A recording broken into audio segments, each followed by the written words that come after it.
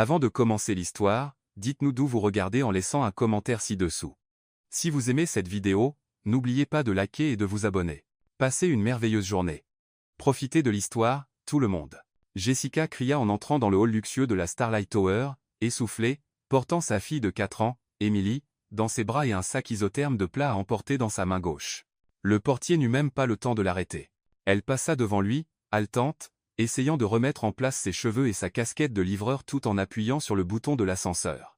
Emily, accrochée au torse de sa mère, commenta avec la logique cruelle des enfants, « Maman, tu sens la sauce soja et la transpiration. » Jessica sourit.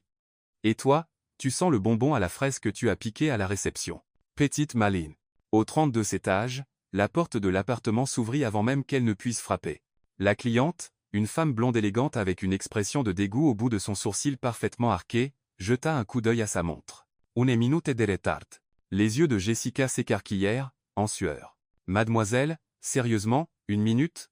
C'est après leur limite. »« Je n'en veux plus, » dit la femme en croisant les bras. « Je ne supporte pas les gens qui ne respectent pas les délais. »« Oh, bien sûr, parce que votre estomac a une horloge suisse intégrée, n'est-ce pas ?»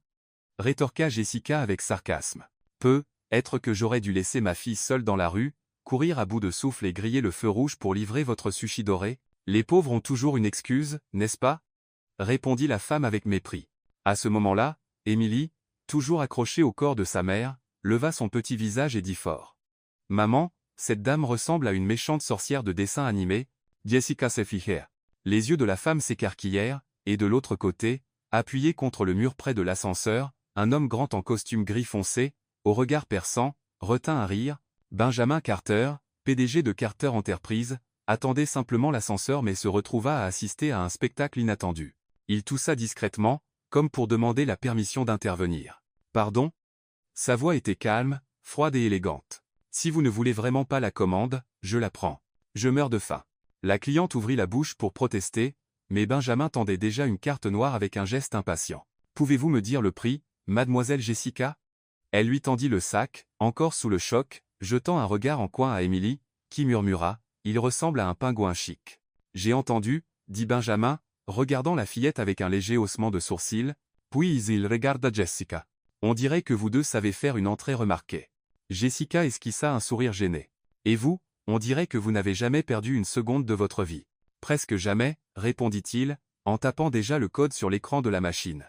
En finalisant la transaction, Benjamin remarqua les cernes profonds sous les yeux de Jessica, la veste déchirée à l'épaule, et la manière dont Emily se blottissait contre sa poitrine, confiante qu'elle était en sécurité là, même avec le monde en guerre dehors. « Ce n'était qu'1 minute, » murmura Jessica, toujours indignée. « Juste 1 minute. 1 minute peut tout changer, » dit Benjamin, prenant le sac et se dirigeant vers l'ascenseur. « Et un PDG peut commander à emporter comme n'importe quel mortel, » plaisanta-t-elle. « Surtout quand l'événement mondain auquel je suis censé assister est insupportable. » Emily, toujours dans les bras de sa mère, leva le pouce. « Bon choix. Pingouin chic. » Benjamin secoua la tête, mais avant d'entrer dans l'ascenseur, quelque chose d'inattendu se produisit. Il était sur le point de monter dans l'ascenseur lorsqu'il entendit un bruit étrange derrière lui. C'était une toux sèche et forcée qui traversa l'air comme une alarme. Emily avait commencé à tousser de manière incontrôlable, s'accrochant à la poitrine de sa mère. Ce qui avait commencé comme un simple raclement de gorge se transforma rapidement en quelque chose de plus grave. La fillette cherchait son souffle, mais ses poumons semblaient refuser de coopérer. « Emily, Emily, mon amour, que se passe-t-il » paniqua Jessica, tenant le petit visage de sa fille entre ses mains. « Respire avec moi. Respire lentement. » Mais, Emily ne pouvait pas. Ses lèvres commencèrent à bleuir légèrement, et elle émit un halètement aigu et désespéré. Ses petites mains s'agrippaient à la veste de sa mère comme des ancres. « Mon Dieu, Emily !» Jessica regarda autour d'elle désespérément, mais l'enfant avait de plus en plus de mal à respirer. « S'il vous plaît, ne me fais pas ça. » La cliente qui avait refusé la livraison était toujours à la porte, mais elle recula de quelques pas, clairement mal à l'aise face à la situation. Benjamin, qui avait déjà un pied dans l'ascenseur, s'arrêta complètement. « A-t-elle de l'asthme » demanda-t-il, laissant tomber le sac isotherme par terre et s'approchant. « Non, je ne sais pas. Elle n'a jamais au savent. » Jessica tremblait, tenant Emily dans ses bras pendant que la fillette luttait pour respirer. « Emily, mon trésor, reste avec moi. D'accord ?» Benjamin observa la scène pendant 2 secondes qui semblèrent une éternité. La rationalité froide qui le guidait toujours en affaires prit le dessus. Il sortit son téléphone et composa rapidement un numéro. Ici Benjamin Carter. J'ai besoin d'une ambulance à la Starlight Tower, appartement 3204. Enfant en détresse respiratoire grave, maintenant. Jessica le regarda avec des larmes dans les yeux. Elle va s'en sortir, n'est-ce pas? Dites-moi qu'elle va s'en sortir. On l'emmène à l'hôpital maintenant, dit Benjamin, sortant déjà les clés de sa voiture de sa poche. Ma voiture est dans le garage. C'est plus rapide que d'attendre l'ambulance. Mais je ne vous connais pas, hésita Jessica une seconde, même avec Emily haletante dans ses bras. Et je ne vous connais pas, répondit Benjamin, appuyant plus fort sur le bouton de l'ascenseur. Mais votre fille a besoin d'aide maintenant. Emily émit un son encore plus aigu, et cela suffit pour que Jessica prenne sa décision. Elle entra dans l'ascenseur avec Benjamin, tenant sa fille fermement, murmurant des mots réconfortants à son oreille. Tout va bien, mon amour. Maman est là. Ce pingouin élégant va nous aider. D'accord? Pendant la descente, Benjamin rappela, cette fois l'hôpital. Ici Benjamin Carter. J'amène une enfant en crise respiratoire à l'hôpital City Hill. Je veux le meilleur pneumologue pédiatrique disponible maintenant, et une salle d'urgence préparée. Jessica le fixa, surprise par l'autorité dans sa voix. Il était clair que Benjamin Carter n'était pas n'importe quel homme en costume.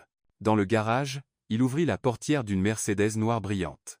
Jessica monta à l'arrière avec Emily, qui était un peu plus calme et respirait encore difficilement. « Tiens bon, petite guerrière, » dit Benjamin, jetant un coup d'œil dans le rétroviseur tout en conduisant avec précision dans les rues de Manhattan. « Tu seras bientôt guérie. » Elle n'aime pas les hôpitaux, murmura Jessica, caressant les cheveux de sa fille. « Personne n'aime ça, » répondit Benjamin, s'arrêtant à un feu rouge. « Mais parfois, c'est le seul endroit où on peut trouver des réponses. » 15 minutes plus tard, ils arrivèrent à l'hôpital. Benjamin arrêta la voiture à l'entrée des urgences, et une équipe médicale apparut immédiatement avec un petit brancard. « Dr Thompson, pneumologue pédiatrique, » dit une femme en blouse blanche, prenant Emily avec précaution. « Nous allons bien nous occuper d'elle. » Jessica tenta de suivre l'équipe médicale mais fut arrêtée à la réception. « Madame, j'ai besoin de quelques informations d'abord, » dit l'employé, une femme d'âge mûr avec des lunettes perchées sur le bout de son nez. « S'il vous plaît, ma fille est là, dedans, » supplia Jessica. « Je comprends, mais ce sont des procédures obligatoires. Nom de l'enfant? Emily Wilson. Assurance maladie? » Jessica déglutit difficilement. « Non, nous n'avons pas d'assurance maladie. Carte de crédit comme garantie de paiement? Je ne peux pas payer maintenant, mais je peux payer en plusieurs fois. Je peux travailler plus. Je peux. » L'employé soupira. « Madame, sans une garantie de paiement, je ne peux pas autoriser des procédures avancées. » Jessica sentit son monde s'effondrer. « S'il vous plaît, c'est juste une enfant. Je paierai. Je le jure, mais ne la laissez pas souffrir à cause de l'argent. » Benjamin, qui avait garé sa voiture et était entré dans l'hôpital, entendit la conversation. Il s'approcha du comptoir à grands pas. « Tous les frais sont pour moi, » dit-il, posant la carte noire sur le comptoir. « Je veux les meilleurs traitements disponibles, les meilleurs médecins, et je veux qu'ils fassent tout ce qui est nécessaire. » L'employé regarda la carte, puis Benjamin. « Monsieur Carter, bien sûr, aucun problème. Je vais autoriser toutes les procédures immédiatement. » La bouche de Jessica s'ouvrit de surprise. « Mais pourquoi faites-vous ça? » Benjamin évita son regard. « Parce que c'est la bonne chose à faire. » 2 heures plus tard, le docteur Thompson sortit de la salle d'urgence avec un sourire rassurant oncle Seth. « Emily va bien, » annonça-t-elle. C'était un bronchospasme. Probablement déclenché par une allergie à quelque chose qu'elle a inhalé. Nous lui avons donné des bronchodilatateurs, et elle respire normalement maintenant. C'est courant chez les enfants, et avec le bon médicament, cela ne devrait pas se reproduire. Jessica éclata en larmes de soulagement. « Puis-je la voir? » « Bien sûr. » Elle demande maman et oncle Pingouin. Le médecin sourit. Quand Jessica entra dans la chambre, Emily était assise sur le lit, jouant avec un ours en peluche que quelqu'un lui avait donné. « Maman !» cria la petite fille, tendant les bras. « Mon amour !» Jessica la serra fort. « Comment vas-tu? » « Beaucoup mieux. » Le médecin dit, « Je suis très courageuse. » Emily sourit. « Et où est oncle Pingouin? » Il a promis qu'il viendrait me voir. Jessica regarda autour d'elle, mais Benjamin était parti. À la réception, l'employé lui tendit un dossier de documents. Tous les frais ont été payés par M. Carter. Il a laissé cette carte pour vous. Jessica prit une carte de visite élégante, Benjamin Carter, PDG de Carter Enterprise. Au dos, une note manuscrite. J'espère qu'Emily se rétablira. BC. Où est-il allé? Demanda Jessica. Il est parti il y a environ 20 minutes. Il a dit qu'il avait une réunion urgente. Jessica quitta l'hôpital avec Emily endormie dans ses bras et la carte serrée dans sa main libre. Elles prirent un taxi pour rentrer, mais tout le trajet, Elle ne pouvait s'empêcher de penser à l'homme qui avait sauvé sa fille sans rien demander en retour. Le lendemain matin, après avoir déposé Emily à la garderie, Jessica se rendit directement à l'adresse indiquée sur la carte de visite. Le bâtiment de Carter Enterprise était imposant, tout en verre et en acier au cœur du quartier financier. À la réception, elle expliqua qu'elle devait parler à Benjamin Carter. La réceptionniste, une jeune femme élégante, la détailla de ses chaussures usées à son uniforme de livraison et sourit avec une politesse forcée. Carter est en réunion. Puis-je vous aider avec quelque chose? C'est personnel, insista Jessica.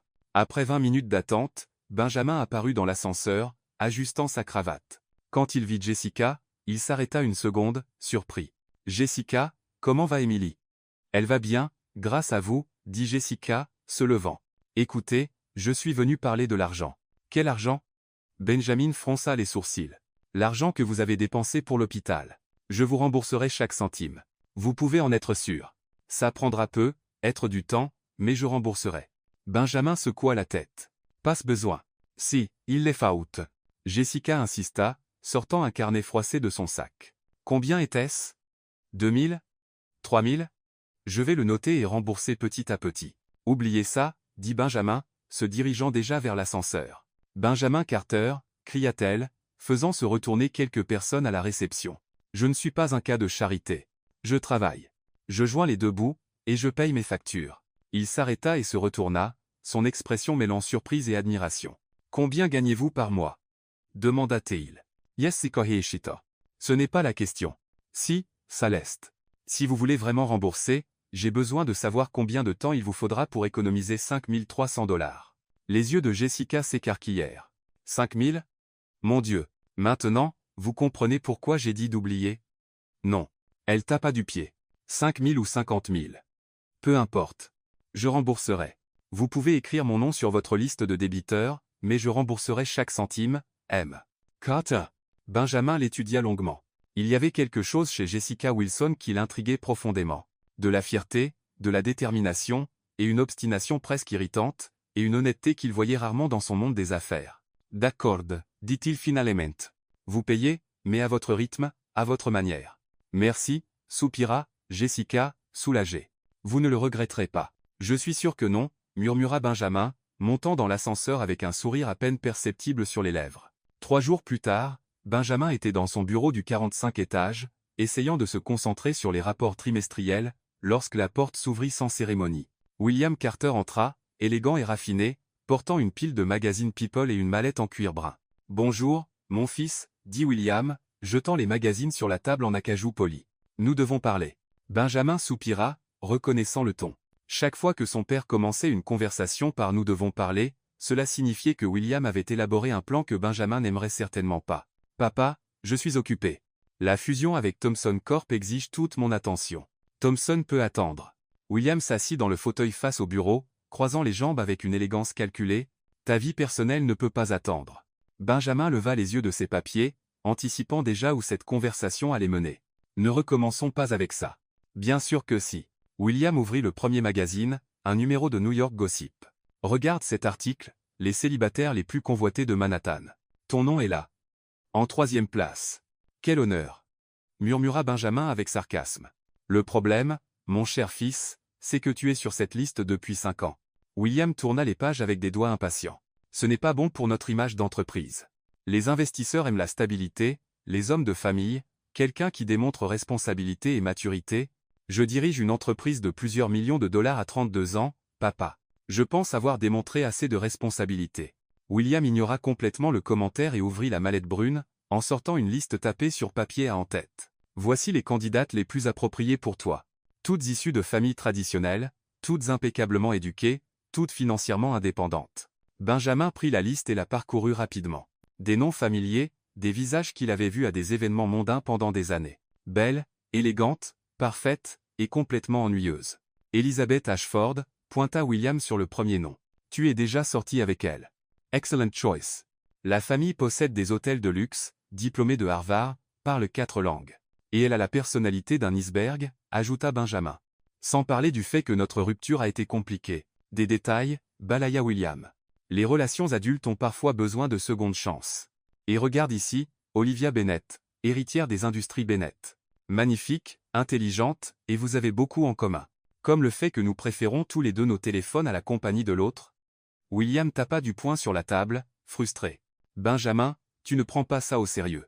À 32 ans, un homme de ton rang devrait être marié avec des enfants, construire un héritage familial, pas vivre comme un célibataire endurci mis en avant dans les magazines People. Et si je ne veux épouser aucune de ces femmes? Alors je choisirai pour toi, dit William avec la froideur d'un ultimatum d'entreprise, j'ai un gala de collecte de fonds. La semaine prochaine. J'inviterai 3 de ces candidates. Tu choisis l'une pour une relation sérieuse, ou je choisirai et organiserai les fiançailles. Benjamin posa la liste sur la table et se renversa dans son fauteuil, incrédule. Tu ne peux pas être sérieux. Je suis tout à fait sérieux. La réputation de la famille Carter ne peut pas être ternie par ta résistance à l'engagement. C'est du business, mon fils. Les mariages stratégiques ont toujours fait partie du monde des affaires. Dans quel monde médiéval sommes-nous, papa? C'est 2025, pas 1824. William se leva, rangeant les magazines et la mallette avec des mouvements précis. Le monde n'a pas changé autant que tu le penses. Le pouvoir, l'influence et la stabilité vont toujours de pair, et un Carter marié vaut bien plus sur le marché qu'un Carter célibataire. Benjamin fixa la grande fenêtre, observant l'activité frénétique de Manhattan en contrebas. Quelque part dans cette ville, Jessica livrait probablement des commandes, portant Emily dans ses bras, luttant pour payer les factures. La différence entre leurs deux mondes était criante. Et si je disais que je préférais épouser la livreuse du quartier, dit-il sans détacher les yeux de la fenêtre. La phrase sortit comme une provocation, une tentative désespérée d'irriter son père et de mettre fin à la conversation. William s'arrêta dans l'embrasure de la porte, se tournant lentement. Au lieu de l'explosion d'indignation à laquelle Benjamin s'attendait, le visage de son père montrait quelque chose de bien plus dangereux, un intérêt véritable. La livreuse du quartier? Répéta William avec une curiosité calculatrice. Parles-tu de quelqu'un en particulier? Benjamin réalisa son erreur trop tard. C'était une blague, papa. Una provocation. Intéressant, murmura William, sortant un petit carnet de sa poche intérieure de veste et prenant une note. Très intéressant. Papa. Arrête. C'était juste un commentaire au hasard. Bien sûr que oui. William saw it. Mais ce n'était pas un sourire rassurant. C'était le sourire qu'il arborait lorsqu'il concluait des affaires particulièrement lucratives. Une livreuse. Quel concept révolutionnaire. William Carter, je suis sérieux. Ne transforme pas une blague stupide en l'un de tes projets fous. Projet fou? William feignit de se défendre. Mon fils, je ne fais qu'élargir les possibilités. Est-il temps de penser en dehors des sentiers battus, comme vous, les jeunes cadres, aimez le dire. Benjamin sentit un frisson lui parcourir l'échine. Il connaissait assez bien son père pour savoir quand William préparait quelque chose. Et au cours des 32 dernières années de sa vie, il n'avait jamais vu quelque chose de bon sortir des manigances de William Carter. Papa, quoi que tu penses, s'il te plaît, ne le fais pas. Ne t'inquiète pas. William ouvrit la porte, s'arrêtant juste pour jeter un coup d'œil par-dessus son épaule. Les gala est vendredi prochain. Porte ton meilleur smoking. Et qui sait, peut-être aurons-nous des surprises au menu. La porte se ferma avec un clic discret, laissant Benjamin seul avec le sentiment croissant qu'il avait commis une terrible erreur. Il connaissait William trop bien pour croire que la référence à la livreuse du quartier serait oubliée. Il prit le téléphone et appela sa secrétaire. Laura, j'ai besoin que vous trouviez tout sur le gala de charité de vendredi prochain. Liste des invités, fournisseurs, tout. Pinsua, M. Carter. Puis-je demander pourquoi cela vous préoccupe? Benjamin regarda la liste des candidates toujours sur son bureau, puis la note que William avait prise dans son carnet. J'ai l'impression que mon père prépare quelque chose qui va mal tourner pour tout le monde impliqué. Pendant ce temps, 3 étages plus haut, William Carter était dans son bureau privé, feuilletant un annuaire téléphonique et souriant comme s'il venait de découvrir la solution à un problème très complexe. La livreuse du quartier, murmura-t-il pour lui-même, prenant le téléphone. Quelle idée brillante, Benjamin. Absolument brillante. Et avec cela, William commença à passer des appels très précis, organisant ce qui serait sans aucun doute l'événement le plus intéressant de toute la saison mondaine new-yorkaise. Le vendredi suivant, Jessica Wilson se tenait devant le miroir fissuré de sa salle de bain dans son petit appartement, essayant de coiffer ses cheveux pour la 5e fois. Son uniforme noir de traiteur était emprunté et 2 tailles trop grand, mais c'était le meilleur qu'elle avait pu trouver à la dernière minute. « Maman, tu es belle », dit Emily, assise sur le lit, balançant ses jambes tout en mangeant des céréales. « Merci, mon amour. Maman est juste un peu nerveuse. » Jessica ajusta son nœud papillon pour la 10e fois. « C'est un événement très chic. Des gens très importants. Plus importants que toi ?» La question innocente de sa fille fit sourire Jessica. « Bien sûr que non, princesse. Personne n'est plus important que nous deux. » 1 heure plus tard, Jessica était dans la cuisine de la grande salle de bal du Plaza Hotel, recevant les instructions de la superviseure, une femme sérieuse nommée Patricia. C'est un gala de collecte de fonds pour la haute société, expliqua Patricia, ajustant le tablier de Jessica. Beaucoup de millionnaires, quelques célébrités, des gens qui peuvent faire ou défaire la réputation d'une entreprise de traiteur avec un commentaire mal placé. Alors, souriez, soyez polis, et pour l'amour de Dieu, ne faites rien tomber. Jessica hocha la tête, l'estomac noué. Elle avait désespérément besoin de cet argent supplémentaire. Émilie avait besoin de nouveaux médicaments contre les allergies, et le loyer était en retard. Vous servirez les boissons pendant l'heure du cocktail, poursuivit Patricia. Champagne, vin, et quelques boissons non alcoolisées. Gardez le plateau en équilibre et évitez de vous engager dans de longues conversations avec les invités. La salle de bal principale était magnifique. Lustre en cristal, énormes fleurs blanches, tables décorées comme des décors de films. Jessica n'avait jamais vu autant de luxe en un seul endroit. Les invités commencèrent à arriver. Des femmes en robe de créateur, des hommes en smoking parfaitement taillés, des bijoux qui coûtaient probablement plus que son salaire annuel. Premier plateau, dit Patricia, lui tendant un plateau d'argent avec des flûtes de champagne. Souvenez-vous, souriez et soyez invisible. Jessica prit une profonde inspiration et entra dans la salle. Les premières minutes se passèrent sans incident. Elle servit des boissons, reçut des remerciements polis, et parvint à maintenir son équilibre. Elle commençait à se sentir confiante lorsqu'elle aperçut une silhouette familière de l'autre côté de la salle. William Carter parlait à un groupe de personnes, gesticulant avec animation, et à côté de lui, Benjamin. Jessica murmura, « Benjamin », manquant de faire tomber le plateau. Il était impeccablement vêtu d'un smoking noir, les cheveux parfaitement coiffés, discutant avec une superbe femme blonde en robe rouge. Pendant un instant, Jessica oublia complètement où elle était et ce qu'elle faisait. Tout ce à quoi elle pouvait penser, c'était à quel point il semblait différent dans ce cadre. Ce n'était plus l'homme qui avait conduit Émilie à l'hôpital en urgence, mais le PDG millionnaire qu'il était vraiment. « Excusez-moi, pouvez-vous me servir ?» Une voix aiguë attira son attention. Jessica se tourna pour voir une femme plus âgée couverte de diamants qui la regardait avec impatience. « Bien sûr. Bien sûr. » Jessica s'approcha rapidement, tendant le plateau. « Enfin, vous, les serveurs, êtes de plus en plus lents. » La femme prit un verre sans même regarder Jessica. « Désolée, madame », murmura Jessica, essayant de maintenir un sourire professionnel. Elle s'éloignait lorsqu'elle entendit quelqu'un appeler son nom. « Jessica ? Jessica Wilson ?» Elle se tourna pour voir Benjamin s'approcher, un air de surprise sincère sur le visage. La femme blonde était juste derrière lui, clairement curieuse. « Benjamin ?»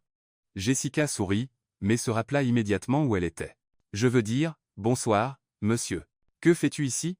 demanda-t-elle, ignorant complètement la formalité forcée. « Travail supplémentaire », expliqua-t-elle, soulevant le plateau. « Émilie a besoin de nouveaux médicaments, et, eh bien, vous savez comment c'est. » La femme blonde s'approcha, examinant Jessica de la tête aux pieds avec un regard calculateur. « Benjamin, qui est ton ami ?» La question était chargée d'insinuation. « Isabella, voici Jessica Wilson », présenta Benjamin, visiblement mal à l'aise. « Jessica, Isabella Reed. Ah, donc tu es la livreuse, » sourit Isabella, mais ce n'était pas un sourire amical. Benjamin m'a raconté l'incident à l'hôpital. Très dramatique. Jessica sentit ses joues chauffer. C'était une urgence médicale, pas un drame. Bien sûr, hocha Isabella avec condescendance. Ça a dû être très pratique d'avoir quelqu'un de riche à portée de main au bon moment. L'insinuation était claire, et Jessica sentit la colère monter en elle. Mais avant qu'elle ne puisse répondre, Benjamin intervint. Isabella, c'était inutile. Je ne fais que constater les faits, haussa Isabella les épaules. Jessica prit une profonde inspiration, essayant de maintenir sa contenance professionnelle. Excusez-moi. Je dois continuer à servir. Elle se tourna rapidement pour s'éloigner, mais la combinaison de la nervosité, de la colère et du sol en marbre poli conspira contre elle. Son pied glissa, et elle perdit complètement l'équilibre. Le plateau vola dans les airs au ralenti, et 12 verres de champagne se dirigèrent droit sur Benjamin Carter. Le liquide doré trempa sa chemise blanche impeccable, dégoulina de son smoking coûteux, et forma une flaque à ses pieds. Toute la salle s'arrêta. Les conversations cessèrent. Tous les regards se tournèrent vers la scène. « Mon Dieu » cria Jessica, courant vers Benjamin. « Je suis tellement désolé.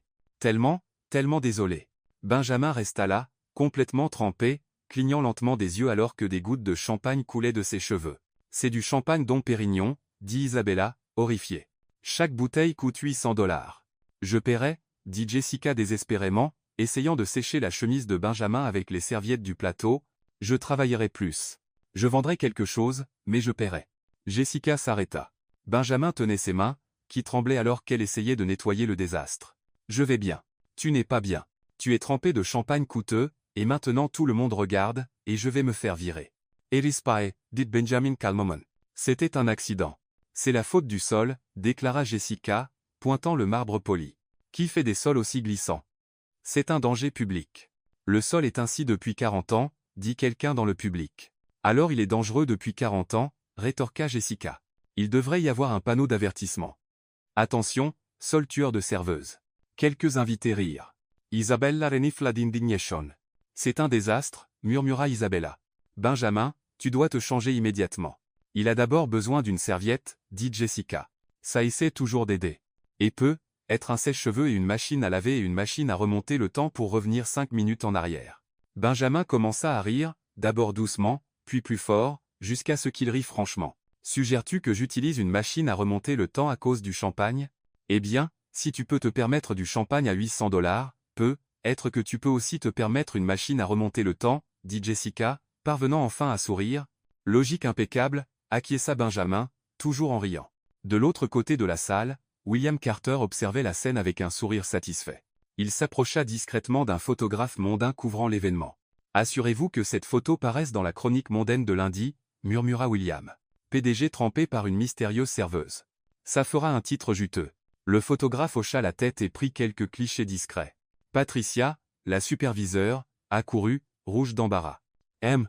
Carter, je suis terriblement désolé. Nous renvoyons cet employé immédiatement. Ce ne sera pas nécessaire, interrompit William, toujours souriant. Les accidents arrivent. En fait, c'était assez rafraîchissant. Pendant ce temps, Jessica parvint enfin à arrêter de s'excuser et regarda autour d'elle, réalisant que la moitié de la haute société new-yorkaise observait le spectacle. « Je devrais disparaître maintenant, » murmura-t-elle à Benjamin. Probablement, acquiesça-t-il. Mais j'admets que c'était la partie la plus intéressante de la soirée. Au moins, quand je fais des erreurs, je les fais avec style. Jessica soupira. Définitivement avec style. Benjamin sourit. Et, Jessica, à propos de la dette de l'hôpital, considère la régler? Quoi? Non. J'ai dit que je paierais. Et je pense que tu as assez payé. Il désigna ses vêtements trempés. Nous sommes quittes. Et sur ce, Benjamin s'éloigna pour se changer, laissant Jessica au milieu de la salle, tenant toujours le plateau vide et réalisant que sa vie venait de devenir infiniment plus compliquée. 20 minutes après l'incident du champagne, Jessica était dans la cuisine de l'hôtel, essayant de se ressaisir. Patricia avait été étonnamment compréhensive, surtout après que William Carter lui eût personnellement assuré qu'il n'y aurait pas de conséquences. Pourtant, Jessica se sentait mortifiée. « Je n'arrive pas à croire que j'ai trempé l'homme qui a sauvé ma fille », murmura-t-elle pour elle-même, se lavant les mains dans l'évier de la cuisine. « Emily va se moquer de moi pendant une semaine entière. En fait, je pense que c'était assez mémorable. » Jessica se tourna rapidement et trouva William Carter debout dans l'embrasure de la porte de la cuisine. Impeccablement vêtu de son smoking avec un sourire qui n'atteignait pas ses yeux. « M. Carter, se redressa-t-elle immédiatement. Je suis désolé pour ce qui est arrivé à votre fils. Je n'avais pas l'intention de... Détends-toi, ma chère, balaya William, s'approchant. Tu peux m'appeler William. Et quant à l'incident, c'était exactement ce à quoi je m'attendais. Jessica fronça les sourcils. Vous vous y attendiez? Assieds-toi. William désigna une chaise près de la petite table où les employés prenaient leur pause. J'ai besoin de te parler. Café? Je. Eh bien, hésita Jessica mais finit par s'asseoir. D'accord. William versa 2 tasses de café de la machine et s'assit sur la chaise en face. Pendant un instant, il l'étudia avec l'intensité de quelqu'un qui envisage un investissement. Je me souviens de toi, dit-il enfin. Il y a quelques jours à la réception de Carter Enterprise, insistant pour payer une facture d'hôpital. Jessica rougit. Je ne me battais pas. J'insistais.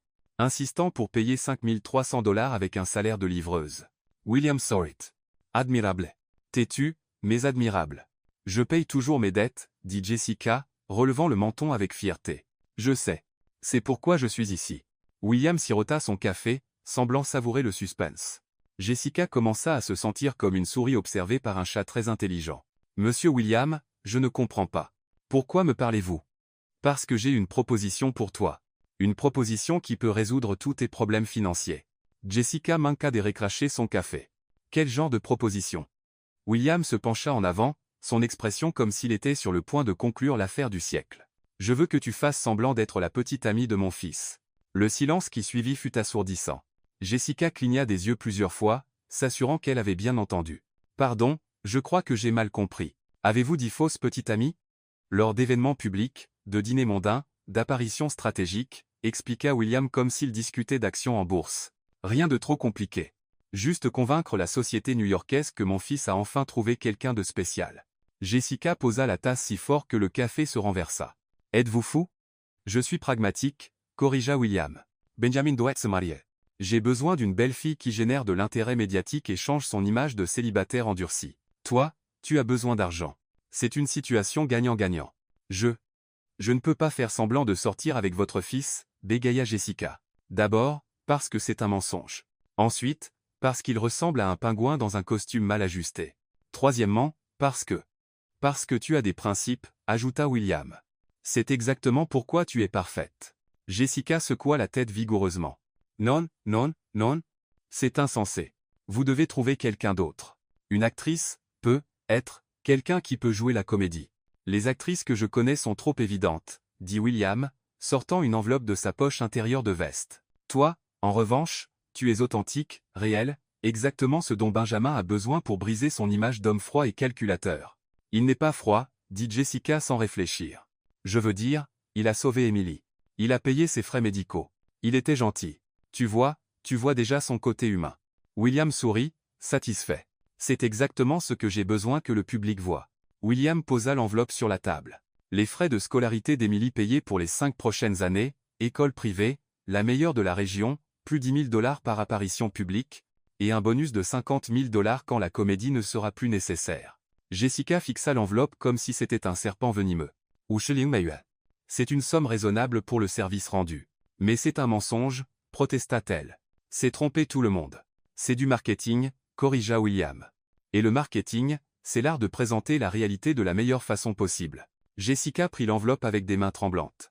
Il y avait un contrat préalable et un chèque avec plus de zéro qu'elle n'en avait jamais vu réunis. Je ne peux pas accepter ça, dit-elle, mais sa voix ne semblait pas très convaincante. Pense à Emily, dit William doucement. Une école privée signifie de meilleures opportunités, de meilleurs professeurs, un meilleur avenir. Cela signifie que tu n'auras plus jamais à t'inquiéter de pouvoir payer ses médicaments. Les mains de Jessica tremblaient. 5 ans de frais de scolarité, l'équivalent d'une vie de livraison de nourriture. Et si Benjamin n'est pas d'accord? Laisse Benjamin à moi, dit William avec assurance. Mon fils est têtu, mais il n'est pas stupide. Il comprendra que c'est bon pour tout le monde.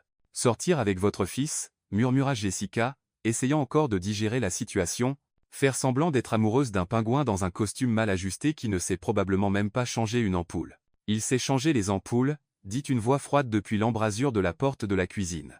Jessica et William se tournèrent en même temps. Benjamin se tenait dans l'embrasure, portant toujours une chemise de rechange que quelqu'un lui avait prêtée, les cheveux légèrement humides de champagne et une expression mêlant choc et indignation. Benjamin. William se leva, souriant comme si de rien n'était. Je suis content que tu sois là. Nous étions justes.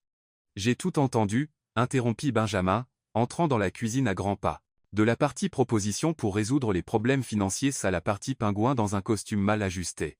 Jessica s'enfonça dans sa chaise, embarrassée. Benjamin, Papa, qu'est-ce que tu fabriques, bon sang? Benjamin ignora Jessica et regarda directement William. Je résous 2 problèmes à la fois, répondit William calmement. Tu as besoin d'une petite amie. Elle a besoin d'argent. Simple calcul. Je n'ai pas besoin d'une fausse petite amie. Si, tu en as besoin, insista William. Et elle a besoin de cet argent. Regarde-la, Benjamin, regarde-la vraiment. Quand as-tu vu quelqu'un travailler aussi dur juste pour garder sa fille en bonne santé? Benjamin regarda Jessica, qui rougissait d'embarras, tenant toujours l'enveloppe. Ce n'est pas juste pour aucun de nous deux, dit-il plus doucement. La vie n'est pas juste, rétorqua William. Mais parfois, nous pouvons créer des arrangements qui fonctionnent pour tout le monde. Jessica retrouva enfin sa voix. Je n'ai pas dit que j'acceptais. Mais tu accepteras, dit William avec une certitude absolue. Parce que tu es une mère responsable, et c'est la meilleure opportunité qu'Emily aura jamais. Le silence s'étira pendant de longues secondes. Jessica fixa l'enveloppe. Benjamin la fixa, et William les regarda tous les deux avec une satisfaction croissante. Contrat verbal conclu, annonça soudain William, frappant des mains une fois. Jessica, tu peux commencer demain. Dîner à Le Bernardin, 20 €. Benjamin viendra te chercher. Papa, tu ne peux pas juste. Je peux, et je viens de le faire, interrompit William. Jessica, j'ai besoin de ton adresse pour le chauffeur. Jessica bégaya, complètement dépassée. 47 rue, appartement 3B, dit-elle avant de pouvoir s'arrêter. Parfait. William Saurit. Triumphant. Benjamin, porte quelque chose de chic décontracté. Jessica, il y a une boutique sur Madison Avenue qui serait ravie de t'aider à choisir quelque chose de convenable. Je m'occupe de la facture. Attendez une minute. Jessica se leva brusquement, mais William quittait déjà la cuisine, agitant la main par-dessus son épaule. À demain, les enfants. Ce sera le début de quelque chose de merveilleux. Et sur ce, il disparut, laissant Benjamin et Jessica seuls dans la cuisine, se regardant avec des expressions de choc total. Je pense que ton père vient de nous manipuler, dit enfin Jessica. Mon père manipule tout, soupira Benjamin. La question est, vas-tu vraiment le faire? Jessica regarda l'enveloppe dans ses mains, pensa à Emily, à l'école privée, à ne plus jamais avoir à s'inquiéter de l'argent pour les médicaments. Je pense que oui, murmura-t-elle. Que Dieu m'aide, mais je pense que oui. Le samedi suivant à 19h30, Jessica se tenait devant le miroir de sa chambre, ajustant pour la 10e fois la robe bleu marine qu'elle avait choisie dans la boutique de Madison Avenue. La vendeuse avait insisté sur le fait que la couleur mettait en valeur ses yeux, mais tout ce à quoi Jessica pouvait penser, c'était que la robe coûtait plus de 3 mois de loyer. « Maman, tu es tellement jolie », dit Emily depuis son lit, où elle coloriait un livre. « On dirait une vraie princesse. »« Merci, mon amour », sourit Jessica nerveusement. « Rappelle-toi ce que maman t'a expliqué. Je dîne avec oncle Pingouin pour le travail. Et vous allez faire semblant d'être un couple ?» demanda Emily avec la curiosité typique d'une enfant de 5 ans. « Ouais, c'est une affaire d'adulte très compliquée, » soupira Jessica. « Mais juste faire semblant, d'accord? Comme quand tu joues à la maison. »« D'accord. Mais tu l'aimes, non, maman ?» La question prit Jessica au dépourvu. « C'est une bonne personne, Emily. Il nous a aidés quand tu étais malade. Alors peut-être que tu n'as pas besoin de faire semblant, » dit Emily avec la simple sagesse des enfants. Avant que Jessica ne puisse répondre, la sonnette retentit. Elle regarda par la fenêtre et vit une voiture noire élégante garée devant l'immeuble. « Il est là, » murmura-t-elle, sentant son estomac se nouer. 15 minutes plus tard, Jessica était assise sur le siège en cuir de la Mercedes de Benjamin, essayant de ne pas paraître aussi nerveuse qu'elle l'était. Il était impeccablement vêtu d'un costume gris foncé, conduisant avec la même précision qu'il mettait dans tout le reste de sa vie. « Ça va ?» demanda-t-il, lui jetant un coup d'œil. « Tu as l'air tendu. »« Je vais bien, » mentit Jessica. « J'essaie juste de me rappeler quelle fourchette utiliser pour chaque plat. Où est-ce une cuillère? Y a-t-il même une cuillère dans un dîner chic ?» Benjamin ne put cacher un sourire. « Détends-toi. Ce n'est qu'un dîner. Juste un dîner, » répéta-t-elle. « Avec des gens qui dépensent probablement pour un repas ce que je gagne en un mois. Aucune pression. Jessica, tu as arrosé ces mêmes personnes de champagne il y a quelques jours, et elles ont ri. Je pense que tu t'en sortiras très bien. » Le Bernardin était encore plus intimidant que Jessica ne l'avait imaginé. Le restaurant exsudait une élégance discrète avec un éclairage doux, un décor minimaliste, et un silence révérencieux que seuls les établissements très coûteux peuvent maintenir. Le maître d'hôtel les accueillit comme si Benjamin était de la royauté. « Carter, c'est un plaisir de vous accueillir à nouveau. Votre table est prête. » Ils furent conduits à une table près de la fenêtre, où un autre couple les attendait déjà, Michael Thompson, le partenaire d'affaires de Benjamin, et sa femme, Eleanor, une femme élégante dans la cinquantaine. Benjamin, Michael se leva pour le saluer. Et ce doit être la fameuse Jessica dont nous avons tant entendu parler. Jessica tendit la main, essayant de sourire naturellement. Enchanté de vous rencontrer. Le plaisir est pour nous, dit Eleanor, évaluant Jessica de la tête aux pieds avec un regard analytique. William nous a dit que vous vous êtes rencontrés d'une manière plutôt unique. Elle m'a arrosé de champagne, dit Benjamin, tirant la chaise de Jessica. C'était inoubliable. Comme c'est romantique, rit Eleanor. Racontez-nous, comment cette romance a-t-elle commencé? Jessica sentit la panique monter dans sa gorge. Ils n'avaient pas convenu d'une histoire. Eh bien, nous? Je veux dire, c'était le coup de foudre, intervint Benjamin doucement. Jessica m'a conquis par sa spontanéité. Et Benjamin m'a conquise en étant gentil quand j'en avais le plus besoin, ajouta Jessica, reconnaissante pour l'aide. Le serveur apparut avec des menus en français et en anglais. Jessica regarda les options et sentit son cerveau tourner. Elle ne pouvait même pas prononcer la moitié des plats. « Que recommandez-vous » demanda Eleanor. « Le homard est exceptionnel, » suggéra Michael. « Homard » dit Jessica, essayant de paraître enthousiaste. « J'adore le homard. C'est comme un scorpion poli qui a décidé de vivre dans la mer. » Eleanor cligna des yeux, surprise. « Michael Ritt. Scorpion poli » répéta Eleanor. « Eh bien, pensez à la forme, » gesticula Jessica, entrant dans son personnage. « Ils ont tous les deux ces grosses pinces et ces longues queues, et ils ont l'air de vouloir vous attaquer, » mais le homard porte un smoking naturel et fréquente les restaurants chics. Michael rit si fort qu'il dut essuyer ses yeux. Je n'y avais jamais pensé. Ce sont vraiment des cousins éloignés élégants. Benjamin observait, fasciné. Jessica était clairement hors de sa zone de confort, mais il y avait quelque chose de captivant dans la manière dont elle transformait la nervosité en humour. Lorsque les couverts furent apportés, Jessica regarda la collection de fourchettes, couteaux et cuillères avec une expression perdue. « Pourquoi avons-nous besoin de 3 fourchettes » murmura-t-elle à Benjamin. « Je n'ai que 2 mains. Utilise-les de l'extérieur vers l'intérieur, murmura-t-il en retour. Et si je mange de l'intérieur vers l'extérieur? Vais-je être arrêté? Probablement déporté, plaisanta Benjamin. Eleanor, qui avait entendu le murmure, sourit. Jessica, avez-vous déjà voyagé à l'étranger? Jessica déglutit. Oh oui, je voyage beaucoup.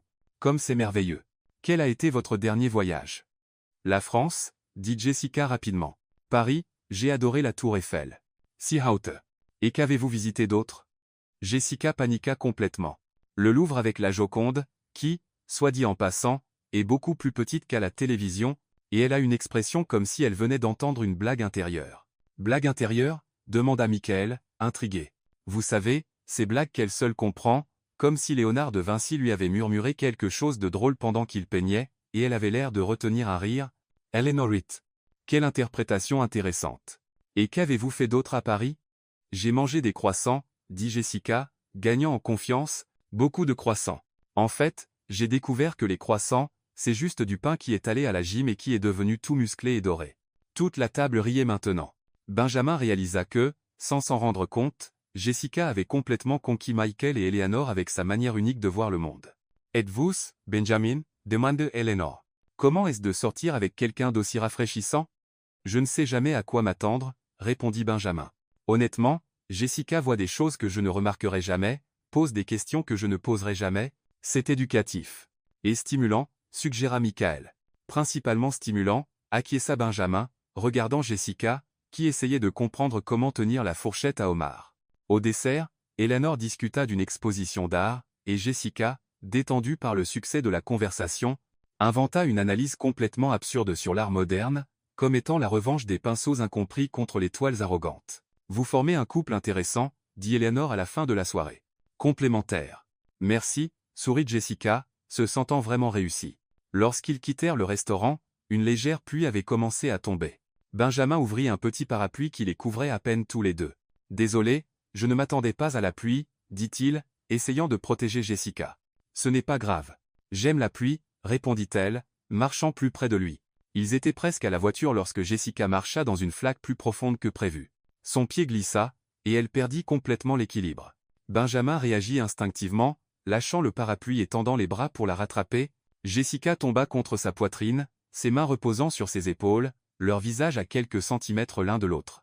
Pendant un instant qui sembla une éternité, ils restèrent ainsi, se regardant dans les yeux, la pluie tombant doucement autour d'eux. Jessica pouvait voir les gouttes de pluie sur ses cils. « Je suis désolé, » murmura-t-elle sans s'éloigner. « Ce n'était pas ta faute, » répondit-il, murmurant également, sans la lâcher. La pluie s'intensifia, les trempant tous les deux, mais aucun ne bougea. Il y avait quelque chose dans ce moment, la proximité, la vulnérabilité, la manière dont ses yeux la regardaient comme s'il la voyait pour la première fois qui fit complètement oublier à Jessica que tout cela n'était que du théâtre. « Nous devrions monter dans la voiture, » dit-elle enfin. « Nous devrions, » acquiesça-t-il, mais ne la lâcha toujours pas.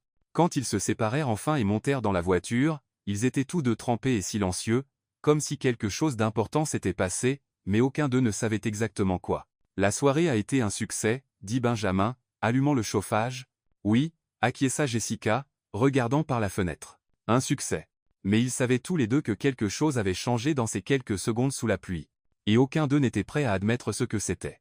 Le mercredi suivant, Jessica était à l'appartement, essayant d'expliquer à Emily pourquoi maman devait encore sortir pour le travail lorsque le téléphone sonna. « Allô » répondit-elle, tenant le téléphone entre son épaule et son oreille tout en préparant le dîner d'Emily. « Jessica, c'est Benjamin. Changement de plan pour ce soir. »« Quel genre de changement ?» demanda-t-elle, sentant une pointe d'anxiété. « Gala de bienfaisance au musée d'art moderne. Tenue de soirée exigée. Mon père a insisté sur le fait que ce serait une excellente opportunité de visibilité. » Jessica soupira. « Encore des gens importants qui vont me juger ? » Probablement, admit Benjamin. Mais tu t'es si bien débrouillé à le Bernardin que je suis sûr que tu survivras à une autre soirée. Quelle confiance inspirante, murmura-t-elle. Quelle heure? 19h30.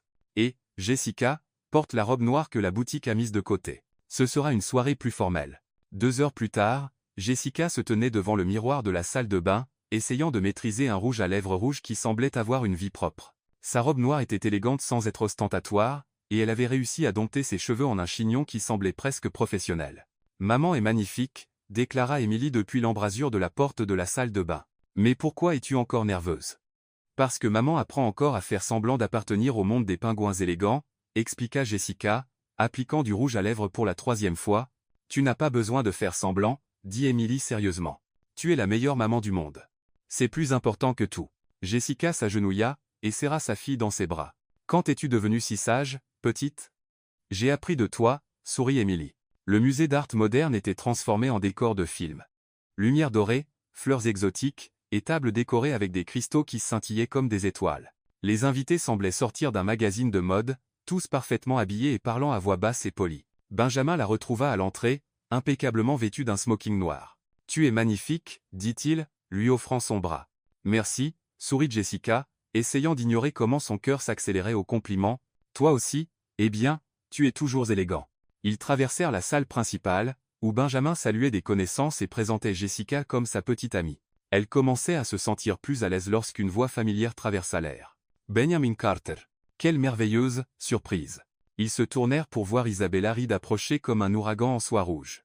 Sa robe était une œuvre d'art en soie, parfaitement coupée, assortie de bijoux qui coûtaient probablement plus cher qu'une voiture. Elle était absolument époustouflante, et elle le savait. « Isabella, » dit Benjamin, sa voix devenant visiblement plus froide. « Je ne m'attendais pas à te voir ici. »« Oh, chérie, tu sais que je ne manque jamais une bonne œuvre de charité, » sourit Isabella, mais ses yeux étaient fixés sur Jessica comme un prédateur jaugeant sa proie. « Et ce doit être ta nouvelle amie, Jessica Wilson. » Jessica tendit la main, essayant de maintenir une posture confiante qu'elle avait apprise. Isabella serra sa main avec un sourire qui n'atteignait pas ses yeux. « Isabella Reed. Quelle robe intéressante. Très abordable. » Le commentaire était déguisé en compliment, mais l'intention était claire. Jessica sentit ses joues chauffer, mais garda son sourire. « Merci. J'ai choisi quelque chose qui ne attirait pas trop l'attention. Je n'aime pas être vulgaire. » Isabella cligna des yeux, saisissant l'allusion subtile. « Pinsua.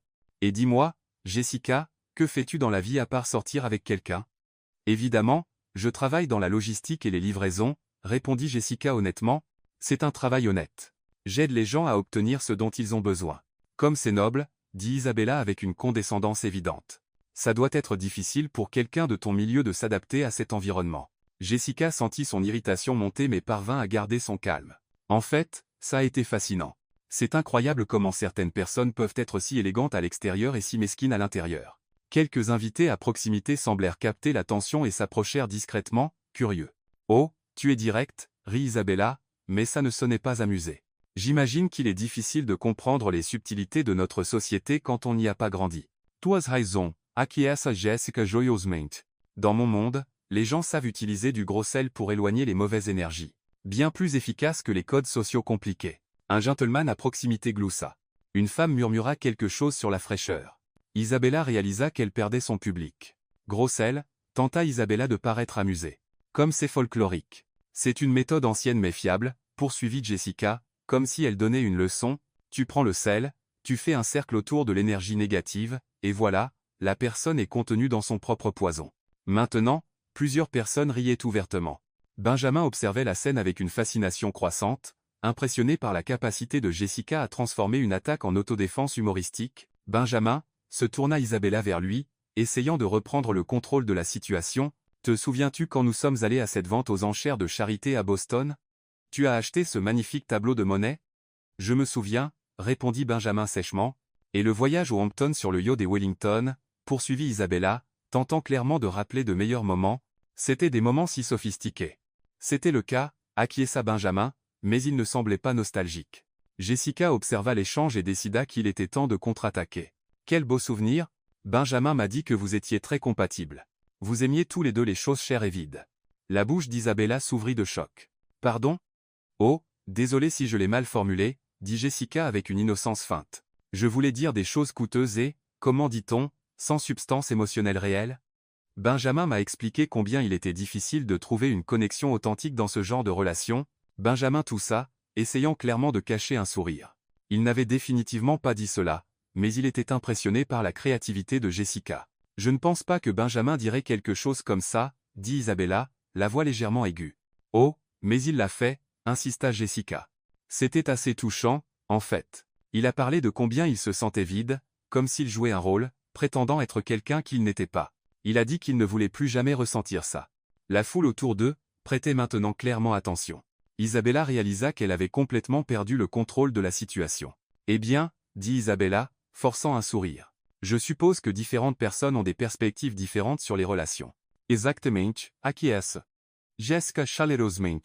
Par exemple, je crois que le véritable amour n'a rien à voir avec combien d'argent on a ou de quelle famille on vient. C'est à propos de qui est prêt à vous tenir la main quand vous avez peur ou qui porte votre fille à l'hôpital sans réfléchir. Les yeux d'Isabella brillèrent de malice. Votre fille? Benjamin n'a pas mentionné que vous aviez une fille. Émilie a 5 ans, dit Jessica avec fierté. C'est la personne la plus importante de ma vie. Quelle responsabilité pour un homme célibataire, commenta Isabella, regardant Benjamin. Certains hommes ne sont pas prêts pour des familles toutes faites. Les bons le sont, dit Benjamin fermement, se surprenant par la conviction dans sa voix. Émilie est une enfant incroyable. N'importe quel homme serait chanceux de faire partie de sa vie. Isabella réalisa qu'elle avait définitivement perdu. Elle tenta quelques attaques supplémentaires, mais Jessica les dévia toutes avec humour et esprit, parvenant toujours à faire rire le public aux dépens d'Isabella. Enfin, Isabelle l'abandonne. Eh bien, ce fut éclairant de vous rencontrer, Jessica. Je suis sûr que nous apprendrons beaucoup l'une de l'autre. J'en suis sûr, sourit Jessica doucement, surtout sur la différence entre la classe royale et juste l'argent.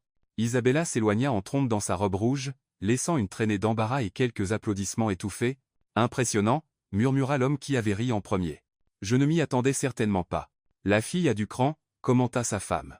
Quand ils furent seuls, Benjamin regarda Jessica avec une admiration sincère. Où as-tu appris à faire ça? Faire quoi? Demanda-t-elle, feignant l'innocence. Détruire quelqu'un avec politesse et humour. Tu étais brillante. Jessica sourit. Je l'ai appris en défendant Émilie sur le terrain de jeu à l'école. Les mamans méchantes sont un entraînement pour tout. Benjamin rit, réalisant qu'il avait complètement sous-estimé la femme à ses côtés. Jessica n'était pas seulement authentique et drôle. Elle était intelligente, courageuse, et capable de tenir tête dans n'importe quel territoire, même le plus hostile. Et cela l'attirait bien plus qu'il n'était prêt à l'admettre. Il était presque minuit quand Benjamin et Jessica quittèrent le musée d'art moderne. L'événement avait duré plus longtemps que prévu, principalement parce que Jessica était devenue une sorte de célébrité instantanée après sa confrontation avec Isabella. Plusieurs personnes s'approchèrent pour discuter, curieuses de la femme qui avait réussi à laisser Isabella ride sans voix. Tu étais le sujet de conversation de la soirée, commenta Benjamin alors qu'il marchait vers la voiture.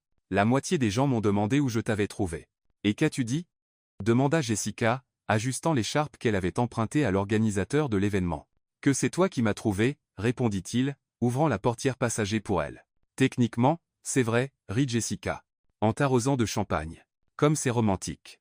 Les meilleures relations commencent par des catastrophes, dit Benjamin, démarrant la voiture. Il sortait du parking lorsque Jessica vit quelque chose qui la fit arrêter de rire immédiatement. Benjamin, arrête la voiture. Quoi? Il regarda autour de lui, confus. Là, bas, sur le trottoir. Jessica pointa une silhouette voûtée près d'un banc public. Cette dame ne va pas bien. Benjamin regarda et vit une femme âgée, probablement dans la septantaine, assise sur le banc, la tête dans les mains. Même de loin, il pouvait dire que quelque chose n'allait pas. Jessica, il est presque minuit. Ça pourrait être dangereux. Elle a besoin d'aide, dit Jessica, ouvrant déjà la portière de la voiture. Je ne vais pas laisser une femme âgée seule dans la rue en se sentant mal. Jessica, attends. Benjamin tenta de protester, mais elle était déjà sortie de la voiture. Il soupira, gara rapidement, et la suivit. Jessica était déjà agenouillée à côté de la femme, parlant d'une voix basse et apaisante. Bonjour, madame. Je m'appelle Jessica. Vous vous sentez bien? La femme leva la tête. Elle était pâle avec des gouttes de sueur sur le front, et ses mains tremblaient visiblement. Je pense que j'ai un problème cardiaque, dit-elle faiblement. Douleur à la poitrine, essoufflement. Je n'ai plus de médicaments aujourd'hui, et je n'ai pas pu aller à la pharmacie. Benjamin s'approcha, préoccupé. Madame, nous devons vous emmener à l'hôpital.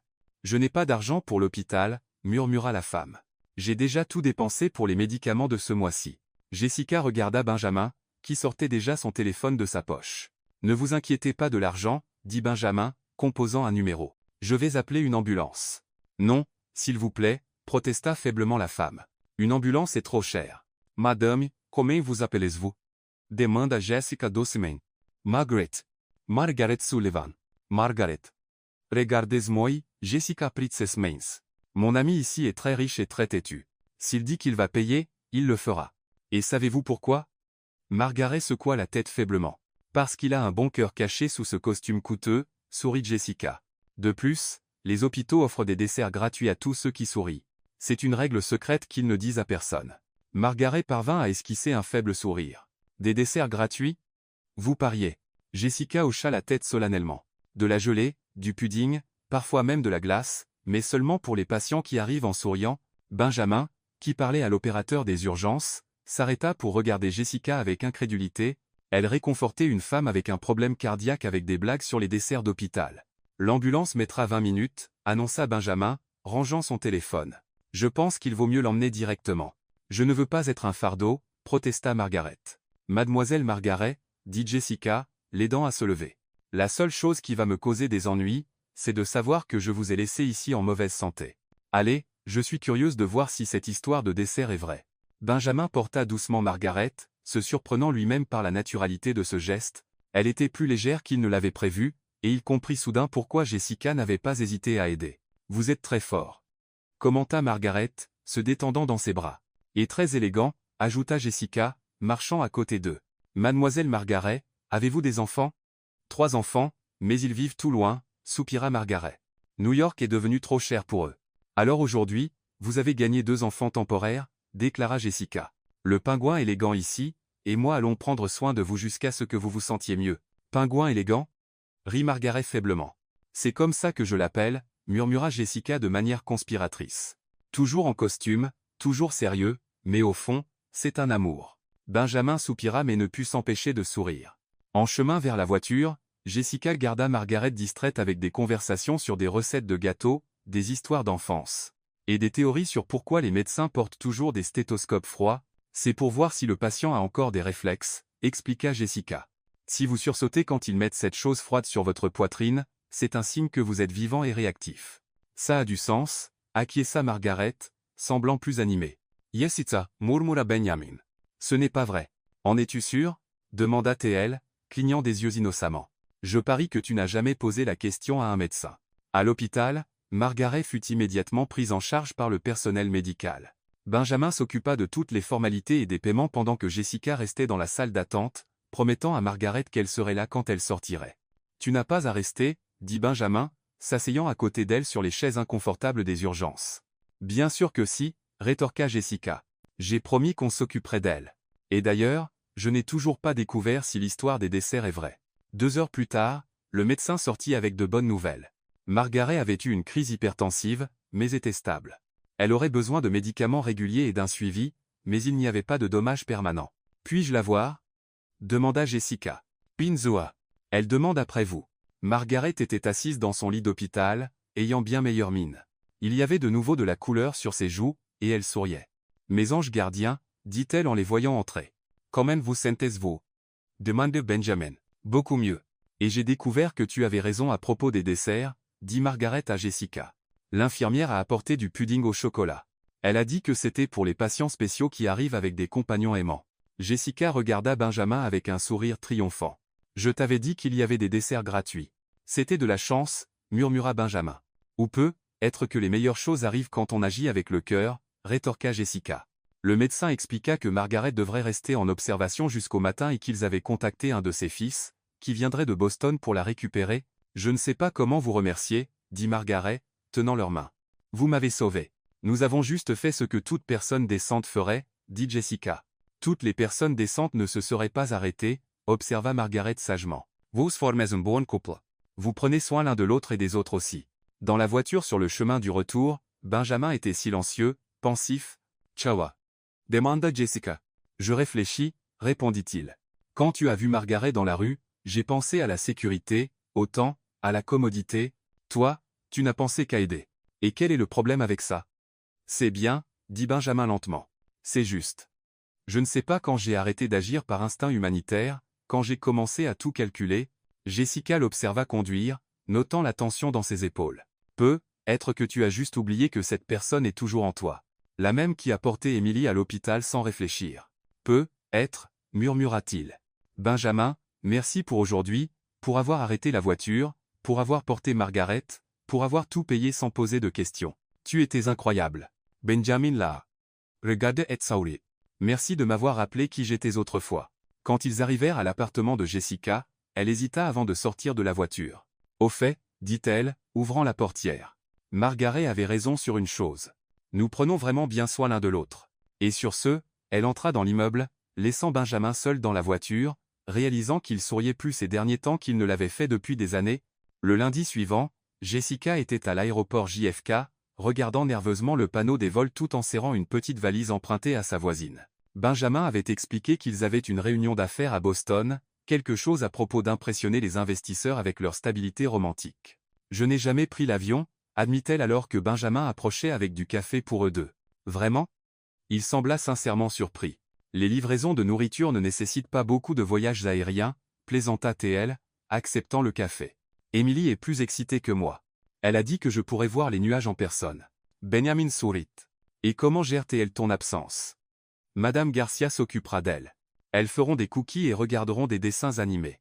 Elles s'amuseront probablement plus sans moi. L'annonce au haut-parleur les interrompit. Vol 347 pour Boston annulé en raison de conditions météorologiques extrêmes. Pas possible, murmura Benjamin, vérifiant son téléphone. Tempête de neige. Tous les vols pour Boston annulés jusqu'à demain. Jessica regarda par la fenêtre et vit les premiers flocons commencer à tomber. Au moins, Emily sera heureuse. Ella adore la neige. La réunion est demain matin, dit Benjamin, calculant. Nous devrons conduire. Je connais une auberge sur le chemin où nous pouvons passer la nuit. 3 heures plus tard, ils étaient sur la route, regardant la neige tomber de plus en plus fort. La auberge choisie par Benjamin était petite et chaleureuse, avec une cheminée crépitante et un décor rustique qui rappelait la maison d'une grand-mère. Nous n'avons qu'une seule chambre disponible, s'excusa la réceptionniste. La tempête a amené beaucoup de voyageurs inattendus. Jessica et Benjamin se regardèrent, gênés. La chambre a-t-elle 2 lits? Demanda Benjamin. Un lit king size, mais le canapé est très confortable, sourit la femme. Et la cheminée fonctionne parfaitement. Dans la chambre, Jessica posa immédiatement sa valise sur le canapé. Je prends le canapé. Tu payes les factures, tu prends le lit. Jessica, je ne vais pas te laisser dormir sur le canapé. Et je ne vais pas dormir dans le même lit que toi, rétorqua-t-elle. Peu importe à quel point tu es un pingouin élégant inoffensif. Benjamin était sur le point de discuter quand le téléphone de Jessica sonna. C'était Emily en appel vidéo. Maman, il neige ici aussi. Emily apparut à l'écran, excitée. Madame Garcia dit que vous êtes coincée dans la neige avec oncle pingouin. Salut, mon amour, sourit Jessica, s'asseyant au bord du lit. Je vais bien. Oncle pingouin prend soin de moi.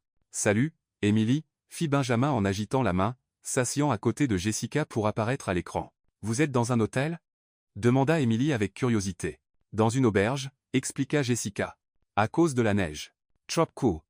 Emily tapa des mains. Vous pouvez jouer à des jeux.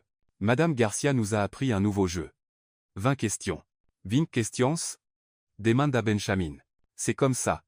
Une personne pense à quelque chose, et l'autre pose 20 questions pour deviner, expliqua Emily avec enthousiasme. Vous devriez jouer. Madame Garcia a dit que c'est bien pour apprendre à connaître les gens. Jessica rit. Emily, je ne pense pas qu'oncle pingouin soit très joueur. Moi, si, protesta Benjamin, se surprenant lui-même. Ça semble intéressant. Vraiment? Jessica le regarda avec surprise. Madame Garcia, ils vont jouer. Cria Emily à quelqu'un, hors écran. Maman, tu dois découvrir quel est son plat préféré. Après avoir dit au revoir à Emily, ils se retrouvèrent seuls dans la chambre, la neige tombant lourdement dehors et la cheminée crépitant agréablement. Alors, dit Benjamin, enlevant sa veste et s'asseyant dans le fauteuil près de la cheminée. 20 questions. Tu veux découvrir mon plat préféré? D'accord, accepta Jessica le défi, s'asseyant sur le canapé en face de lui. C'est sucré? Non. C'est salé? Oh oui. C'est cher? Benjamin hésita. Ça dépend d'où tu l'achètes. Ça compte comme un oui, décida Jessica. Tu le manges avec une fourchette? Parfois. Riponchavoge, protestotelle, pizza? Non, et ça fait ta 5e question. Hot dog? Hamburger? Ça chauffe. Benjamin sourit. Cheeseburger? Très chaud. Double cheeseburger bacon de McDonald's. Cria Jessica. Benjamin rit, sincèrement surpris de lui-même. Comment as-tu deviné? Sérieusement? Jessica à l'état. Le PDG millionnaire adore la restauration rapide. J'adore ça, admit you, semblant presque embarrassé. Surtout à 2 heures du matin quand je travaille tard. Il y a une franchise ouverte 2084 près du bureau. C'est humainement normal. Dit Jessica en souriant. Attends-toi. Découvre ma plus grande peur. Les questions continuèrent, entrecoupées de rires et de révélations inattendues. Benjamin découvrit que Jessica avait peur des ascenseurs, c'est pourquoi elle prenait toujours les escaliers, qu'elle rêvait d'être professeure d'art, et qu'elle avait une fois essayé de se couper les cheveux elle-même, finissant à moitié chauve d'un côté. Jessica découvrit que Benjamin jouait du piano en secret, qu'il avait pleuré en regardant un film Disney avec sa nièce, et que sa plus grande insécurité était de ne pas savoir si les gens l'aimaient pour qui il était ou pour ce qu'il avait. C'est triste, dit Jessica doucement. C'est réaliste, corrigea Benjamin. À quoi sert tout cet argent s'il te fait douter de l'authenticité des gens? Bonne question, murmura Tess. Vers 22 nol, l'estomac de Benjamin gargouilla bruyamment. Fine? Demanda Jessica. Le restaurant de l'auberge ferme à 21h. Voyons s'ils ont une cuisine pour les clients, suggéra Jessica. La cuisine était petite mais bien équipée. Jessica trouva des ingrédients pour des pancakes et décida de préparer un souper de minuit. Tu sais cuisiner? Demanda Benjamin, s'asseyant au comptoir. Binzoa. Je suis une maman célibataire, rit-elle. Les pancakes sont une spécialité de la maison Wilson. Puis-je aider? Tu sais cuisiner? Théoriquement, admit Benjamin. Qu'est-ce que ça veut dire, théoriquement? Ça veut dire que je connais les bases, mais je n'ai jamais vraiment pratiqué. Jessica rit. D'accord, tu peux être mon assistant.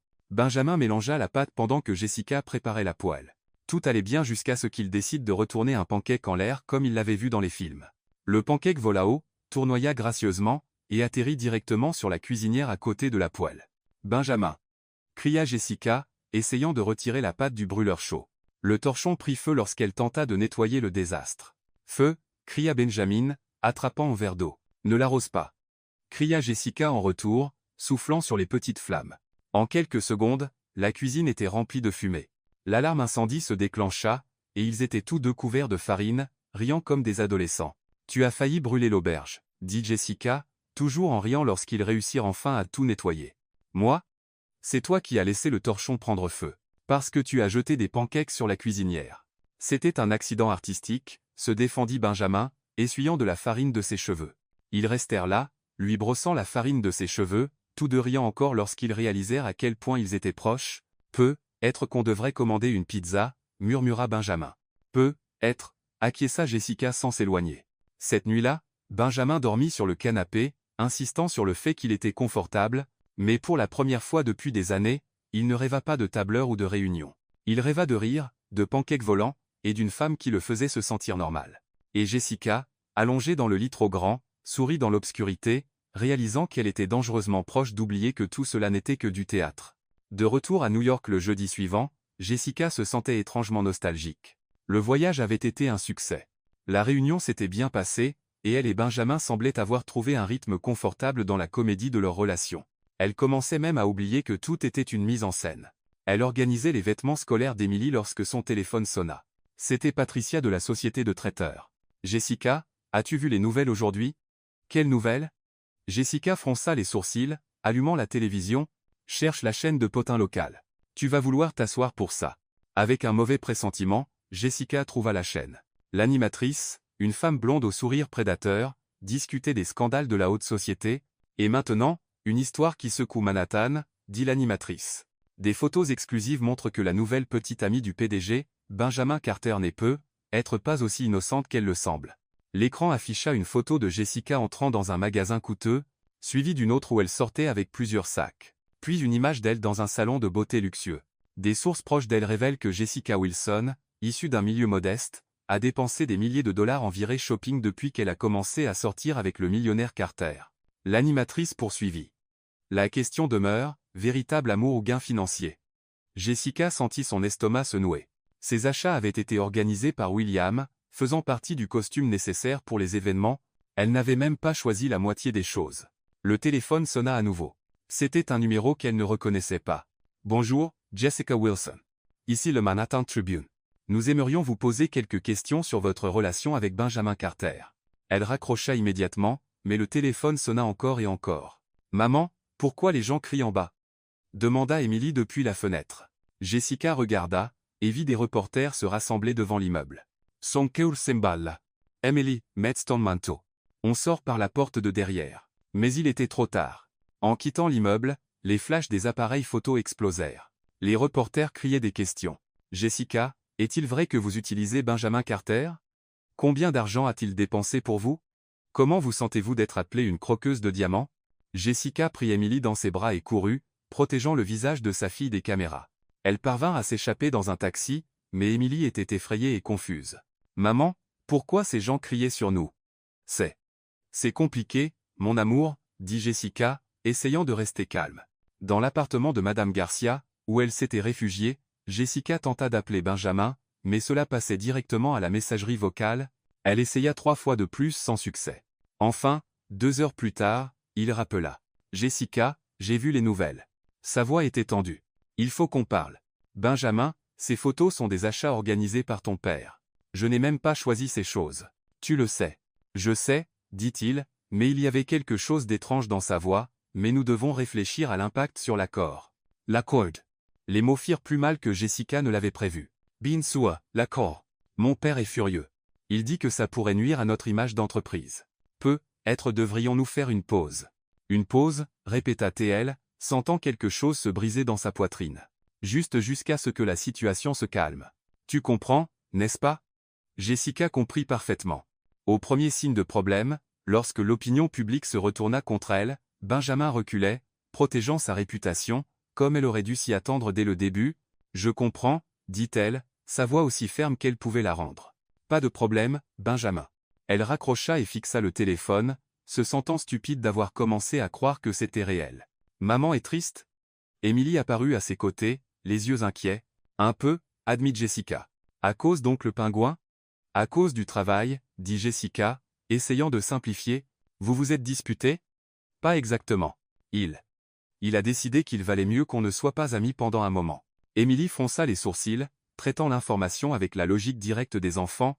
C'est juste des trucs de pingouins méchants, déclara-t-elle. Les vrais amis ne t'abandonnent pas quand les choses deviennent difficiles. Parfois, les adultes font des choses compliquées pour des raisons compliquées, expliqua Jessica. Des raisons stupides, corrigia Emily. Je vais l'appeler et lui dire qu'il est un pingouin méchant qui a fait pleurer ma maman. Emily, non, dit Jessica rapidement. On ne va pas l'appeler. Pourquoi pas? Parce que parfois, il vaut mieux laisser les gens continuer leur vie. Dans les jours qui suivirent, Jessica évita complètement les nouvelles et les réseaux sociaux. Elle retourna à sa routine normale de livraison, mais découvrit que plusieurs clients avaient annulé leurs commandes. Apparemment, être célèbre pour les mauvaises raisons était pire qu'être anonyme. Isabella avait obtenu ce qu'elle voulait. Les photos, clairement prises par un photographe professionnel à des moments soigneusement orchestrés, créaient la narrative parfaite. Une fille pauvre profitant d'un homme riche, comment gères-tu tout ça? Demanda Madame Garcia un après-midi alors qu'Emily jouait dans son appartement. Un jour à la fois, soupira Jessica. Au moins, maintenant, je sais où j'en suis dans sa vie. Et tout wesh. Nous les partes. Tout était un mensonge. Mais les mots sonnaient creux, car la vérité était que, quelque part au cours de ces semaines, cela avait cessé d'être un mensonge pour elle. Les rires dans la cuisine de l'auberge, la façon dont il avait porté Margaret, la manière dont il regardait Emily avec une affection sincère, rien de tout cela ne semblait faux. Pendant ce temps, au bureau de Carter Enterprise, Benjamin vivait la pire semaine de sa vie. Il essayait de se concentrer sur le travail, mais il se surprenait constamment à se remémorer des moments avec Jessica. La façon dont elle riait quand il racontait des histoires absurdes, comment elle protégeait Emily des caméras, comment elle avait transformé un feu de pancake en une des meilleures nuits qu'il ait jamais eues. Tu as fait ce qu'il fallait, dit William lors d'une réunion. Les relations publiques exigent une gestion de crise. Elle comprendra. Mais Benjamin n'était pas sûr de comprendre. Plus il pensait à l'appel téléphonique, plus il réalisait qu'il avait semblé froid, calculateur. Exactement ce dont Isabella l'avait toujours accusé d'être. Papa, et si nous avions tort? Demanda-t-il un vendredi après-midi. Tort à propos de quoi? Et si Jessica tenait vraiment à moi? Et si ce n'était pas une question d'argent? William soupira. Benjamin, tu connais cette femme depuis quelques semaines. Ne confonds pas la gratitude avec l'amour. Mais Benjamin se souvenait du visage de Jessica lorsqu'il avait suggéré une pause, la douleur qu'elle avait essayé de cacher, la façon dont sa voix avait changé lorsqu'il avait mentionné l'accord. Elle ne semblait pas être une femme intéressée par l'argent. Elle semblait être une femme blessée par quelqu'un en qui elle avait confiance.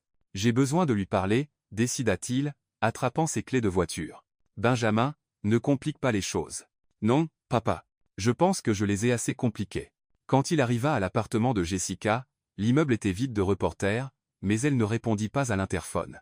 Il monta et frappa à la porte. Jessica, c'est moi, Benjamin. Silence. S'il te plaît, nous devons parler. Je pense que j'ai fait une terrible erreur. La porte s'ouvrit légèrement, mais c'était Emily qui apparut, une expression sérieuse sur son petit visage. Maman ne veut pas parler au pingouin méchant, déclara-t-elle. Emily, où est ta mère? Au travail. Toujours au travail. Parce que les pingouins méchants l'ont rendue triste, et maintenant elle doit travailler encore plus dur. L'accusation innocente fit plus mal que n'importe quelle critique d'entreprise. Emily, peux-tu dire à ta mère que je suis désolé? Seulement si tu promets d'arrêter d'être méchant, je promets. Dit Benjamin solennellement. Emily l'étudia un moment, puis hocha la tête et ferma la porte. Benjamin resta dans le couloir, réalisant qu'il avait perdu bien plus qu'une fausse petite amie. Il avait perdu la femme qui le faisait rire, qui lui rappelait qui il était vraiment, et qui, d'une manière ou d'une autre, inexplicablement, était devenue la partie la plus réelle de sa vie. 2 semaines après le fiasco médiatique, Jessica servait des canapés à un autre événement de la haute société. Cette fois, c'était une vente aux enchères caritatives au Grand Hôtel Plaza, et elle avait obtenu le travail par une autre agence, utilisant le nom de jeune fille de sa mère pour éviter d'être reconnue. La salle à manger était remplie de l'élite new-yorkaise. Jessica gardait la tête baissée, servant discrètement et essayant de devenir invisible. Elle avait appris l'art de l'invisibilité au cours des 2 dernières semaines. C'était surprenant à quel point les gens ne remarquaient pas les serveuses lorsqu'ils étaient déterminés à ne pas les voir. Plus de champagne, s'il vous plaît, demanda une femme élégante sans même regarder Jessica. Bien sûr, madame, murmura Jessica, remplissant son verre. L'hôte de la vente aux enchères, un homme pompeux en smoking blanc, était sur scène, annonçant l'article suivant. Et maintenant, mesdames et messieurs, nous avons une pièce vraiment spéciale. Un ensemble de bijoux vintage de la collection privée de la famille Sterling. Jessica se dirigeait vers la cuisine pour chercher plus de boissons lorsqu'elle entendit un tumulte à l'entrée de la salle à manger. Les voix chuchotaient, les têtes se tournaient. Elle jeta un coup d'œil discret et sentit son cœur s'arrêter. Benjamin Carter venait d'entrer dans la salle. Il semblait différent. Son costume était impeccable comme toujours, mais il y avait quelque chose dans sa posture, une détermination presque désespérée qu'elle n'avait jamais vue auparavant. Ses yeux parcouraient la salle comme s'il cherchait quelqu'un en particulier.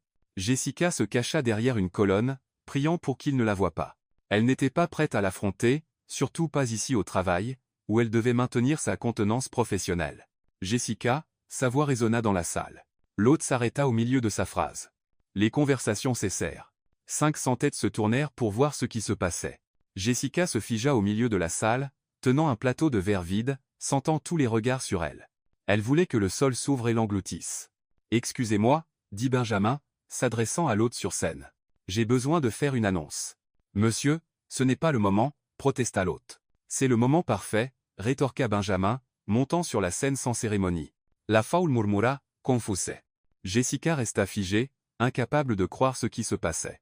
Benjamin prit le micro, prit une profonde inspiration et la regarda directement. « Il y a quelques semaines, j'ai rencontré une femme, poursuivit Benjamin, sa voix résonnant dans la salle. Elle m'a arrosé de champagne, m'a appelé un pingouin chic, et a complètement changé ma vie. » Un léger rire s'éleva de l'audience. Jessica sentit ses joues chauffer. « Benjamin, qu'est-ce que tu fais » murmura-t-elle, mais il était trop loin pour l'entendre. « Cette femme m'a appris des choses que j'avais oubliées, » dit Benjamin, sa voix gagnant en force. « Elle m'a appris qu'aider un étranger dans la rue est plus important qu'arriver à l'heure à une réunion. Que rire jusqu'à ne plus pouvoir respirer vaut plus que n'importe quel contrat de plusieurs millions. Que le courage n'est pas de conclure des affaires difficiles. C'est d'élever une fille seule tout en gardant foi en l'humanité. » Jessica sentit des larmes monter dans ses yeux. Les gens autour d'elle commencèrent à réaliser de qui il parlait et s'écartèrent légèrement, formant un cercle autour d'elle. « Les derniers jours avec elle ont été les jours les plus heureux de ma vie, » dit Benjamin, sa voix tremblant d'émotion. « Et j'ai tout gâché parce que j'avais peur. Peur que ce soit trop beau pour être vrai. Peur de faire confiance à mon cœur plutôt qu'à ma tête. » Isabella Reed, présente à l'événement, était visiblement furieuse à l'arrière de la salle, murmurant quelque chose d'urgent à une amie. « Jessica Wilson, » dit Benjamin, descendant de la scène et marchant vers elle. « Je te demande pardon. Pardon de t'avoir douté quand j'aurais dû te faire confiance. Pardon d'avoir choisi ma réputation plutôt que tes sentiments. Pardon d'avoir été exactement le genre d'homme froid et calculateur que tu mérites d'éviter. » Il s'arrêta devant elle, les mains légèrement tremblantes. « Tu m'as appris que la vie n'est pas un tableur rempli de calculs et de stratégies. La vie est improvisation. C'est le chaos. c'est renverser du champagne et rire du désastre. Jessica laissa tomber le plateau, qui se brisa sur le sol avec un fracas qui résonna dans la salle silencieuse. Benjamin, murmura-t-elle. Je t'aime, dit-il, tombant à genoux au milieu de la salle de bal. Je t'aime vraiment. Ce n'est pas une comédie. Ce n'est pas un accord. Ce n'est pas une stratégie. C'est réel. C'est terrifiant. C'est la chose la plus authentique que j'ai jamais ressentie de ma vie. Il sortit une petite boîte en velours de sa poche. Jessica Wilson, veux-tu m'épouser? Veux-tu fonder une vraie famille avec moi et Emily? Veux-tu m'apprendre à être humain tous les jours pour le reste de nos vies? La salle était complètement silencieuse. Même les serveurs avaient cessé de travailler pour regarder la scène. Jessica regarda l'homme à genoux devant elle, le PDG millionnaire qui avait abandonné toute fierté et tout contrôle pour s'exprimer publiquement. Les larmes coulaient librement sur son visage. « Tu es un idiot », dit-elle enfin, la voix brisée. Benjamin cligna des yeux, clairement pas préparé à cette réponse. « Un idiot magnifique, courageux et complètement fou », poursuivit-elle, souriant à travers ses larmes. « Et je t'aime aussi, mon pingouin élégant. » La salle explosa en applaudissements. Les gens criaient, sifflaient, certains pleuraient même. « C'est un « oui » demanda Benjamin, toujours à genoux. « C'est un « oui », confirma Jessica, le relevant. « Je serai la femme la plus heureuse du monde à tes côtés. » Benjamin la prit dans ses bras et la fit tournoyer, l'embrassant sous les acclamations encore plus fortes de la foule. Quand ils se séparèrent enfin, ils riaient et pleuraient en même temps. « Emily sera ravie, dit Jessica. Elle sait déjà, confessa Benjamin. J'ai d'abord demandé sa bénédiction. Elle a dit qu'il était temps et que je pouvais arrêter d'être un pingouin méchant maintenant. Et que dira ton père? Que c'était le meilleur investissement de ma vie, sourit Benjamin. Et pour une fois, il aura raison. L'hôte de la vente aux enchères, complètement perdu, tenta de reprendre l'événement. Eh bien, c'était inattendu. Revenons à la vente aux enchères. En fait, dit Benjamin, reprenant le micro, j'aimerais faire la première enchère. 50 000 $ pour tout ce qui est vendu aujourd'hui. La foule à l'état. Pour la charité, bien sûr, poursuivit-il. Au nom de la femme qui m'a appris que la véritable richesse n'a rien à voir avec l'argent, et sur ce, Benjamin prit Jessica par la main, et ils quittèrent la salle sous une pluie de pétales de fleurs que quelqu'un avait commencé à lancer, laissant derrière une fête qui resterait, sans aucun doute dans l'histoire des potins new-yorkais. 3 mois plus tard, au cœur de Central Park, une cérémonie de mariage avait lieu qui ne suivait définitivement pas le protocole traditionnel de la haute société new-yorkaise. L'hôtel avait été installé près de la fontaine Bethesda, décoré de fleurs simples et élégantes. Des chaises dorées étaient disposées en demi-cercle pour les 300 invités. Un mélange éclectique de cadres en costumes coûteux, de livreurs de nourriture dans leurs plus beaux atours, des voisins du quartier de Jessica, et des mondains curieux qui ne manqueraient cet événement pour rien au monde. « Je n'ai jamais rien vu de tel », murmura Patricia, la superviseure du traiteur, observant le stand de hot dogs fait maison installé à côté de la table de champagne Dom Pérignon. C'était l'idée, sourit Madame Garcia, élégante dans une robe bleu marine que Jessica avait insisté pour lui acheter. Jessica voulait que tout le monde se sente chez soi. De l'autre côté de la salle, un chariot à glace vintage jouait une musique joyeuse tandis que des enfants couraient, vêtus de leurs plus beaux vêtements, certains tenant des ballons en forme de cœur. « Papa, es-tu sûr que c'est correct ?» demanda Benjamin nerveusement, ajustant sa cravate pour la 10e fois. Il était impeccable dans un smoking gris anthracite, mais son anxiété était évidente. « Plus correct que tout ce que tu as jamais fait », répondit William, étonnamment détendu pour quelqu'un toujours préoccupé par les apparences. « Et, Benjamin, arrête de tripoter ta cravate. Tu es parfait. » La musique changea, signalant le début de la cérémonie. Les invités se levèrent alors qu'Emily apparaissait en tête de l'allée, magnifique dans une robe rose pâle, jetant des pétales de fleurs avec un enthousiasme exagéré. « Ne lésinez pas sur les pétales !» cria-t-elle aux autres demoiselles d'honneur, faisant rire l'audience. Derrière elle, Jessica apparut au bras de son beau-père, un homme simple qui l'avait élevé après la mort de ses parents. Sa robe était simple mais époustouflante, satin blanc avec des détails de dentelle délicats, rien d'extravagant, mais parfaitement elle. Benjamin sentit l'air quitter ses poumons lorsqu'il la vit.